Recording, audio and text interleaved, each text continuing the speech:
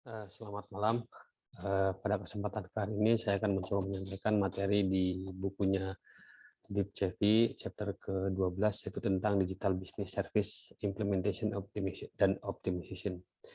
Jadi awalnya metodologi pengembangan perangkat lunak alternatif salah satunya adalah model waterfall, yaitu menggambarkan model proses pengembangan perangkat lunak dalam aliran sekuensial linear mulai dari plan sampai dengan rilis ya. Kemudian berikutnya model alternatif yang lain adalah prototyping. Model prototyping adalah model pengembangan perangkat lunak di mana prototype dibangun, diuji dan dikerjakan ulang sampai prototipe yang dapat diterima bisa tercapai sesuai yang diharapkan. Kemudian yang ketiga, ini adalah yang terpopuler menurut saya mungkin pada akhir-akhir ini, yaitu Agile ya. Agile Software Development adalah kelompok metodologi pengembangan perangkat lunak berdasarkan pengembangan berulang dan bertahap, di mana persyaratan dan solusinya itu berkembang melalui kolaborasi antara tim lintas fungsi yang sifatnya self-organizing. Jadi bisa disimpulkan jika Agile ini merupakan model development jangka pendek yang memerlukan adaptasi yang cepat dan pengembangan terhadap perubahan dalam bentuk apapun. Kemudian berikutnya adalah pemilihan alternatif mode akuisisi alternatif ya. Jadi di antaranya adalah bespoke development, yaitu pengembangan mulai dari awal dari scratch gitu. Kemudian off the shelf itu adalah beli paket standar dari vendor penyedia, kemudian kita pakai di perusahaan kita atau organisasi kita. Kemudian SaaS solution itu adalah software yang diinstal di web service ya, di cloud gitu. Kemudian yang tailored development adalah pengembangan yang disesuaikan dengan kebutuhan organisasi. Nah, pada saat kita memilih keempat dari empat ini, tentunya ada hal yang perlu kita pertimbangkan.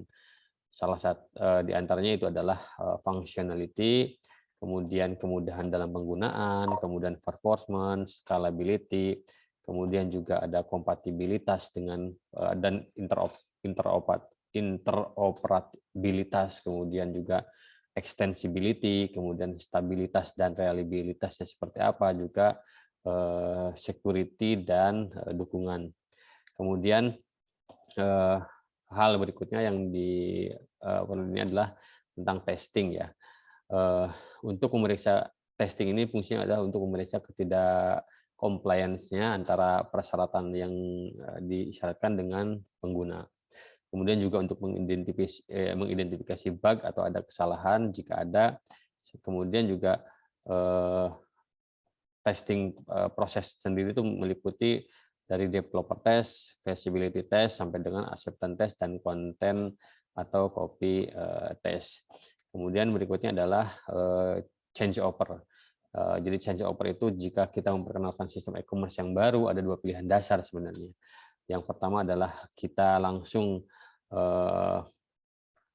menguji itu di situs kita, tapi dengan meminimalkan risiko publisitas yang merugikan. Yang kedua adalah dengan adanya soft launch ya.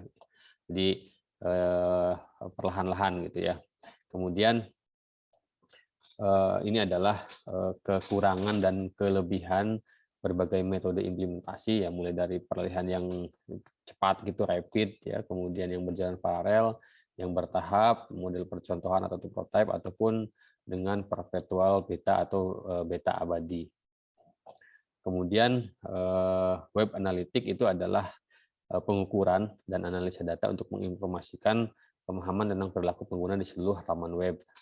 Jadi di dalam framework yang di NIDA-V ini ada 5 kerangka yang diantara adalah channel promotion, buyer behavior, satisfaction, outcomes, maupun profitability. Kemudian yang berikutnya yang terakhir adalah how to measure social media marketing success. Jadi untuk mengukur itu maka kita harus bisa mengolek data, site visitor activity data, kemudian outcome data, memilih analytical tool, kemudian menguji multivariate testing, dan juga menganalisa clickstream dari pengguna. Oke, mungkin itu yang terakhir dari saya. Terima kasih. Selamat malam.